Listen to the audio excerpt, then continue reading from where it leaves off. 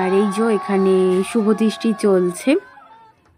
তারপরে এখানে সবাই ছিল, আমরা হাসাহাসি করছিলাম, মজা করছিলাম। তো এইভাবেই দিনটা কাটছিল। তারপরে এখানে যেইটা সবসময় রিচুয়ালসটা হয়ে থাকে, বড় বড় না বউ বড়, তো সেইটা এখানে চলছিল ছাদনাতলাতে গিয়ে।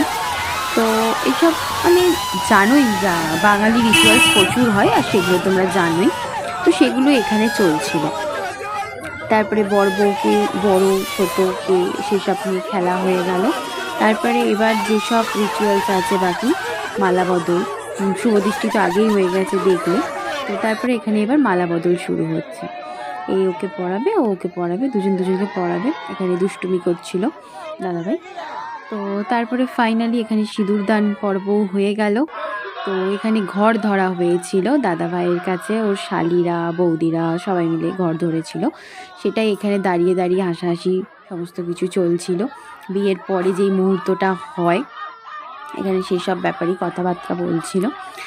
আর এখানে মাসিমণি কিছু একটা বলছিল, মাসিমণি সেটা আমরা শুনতে পাইনি। তারপরে মাঝে গিয়ে আমি আবার এখানে একটু গান চলছিল বলে আমি একটু নিচে নিয়েছিলাম। এখানে আমার দাদাভাইরাও নাচছিল, বাট ওই ভিডিওটা কেউ করে দেয়নি, কিন্তু আমি যখন একা নাচছিলাম তখন সেই ভিডিওটা করেছি।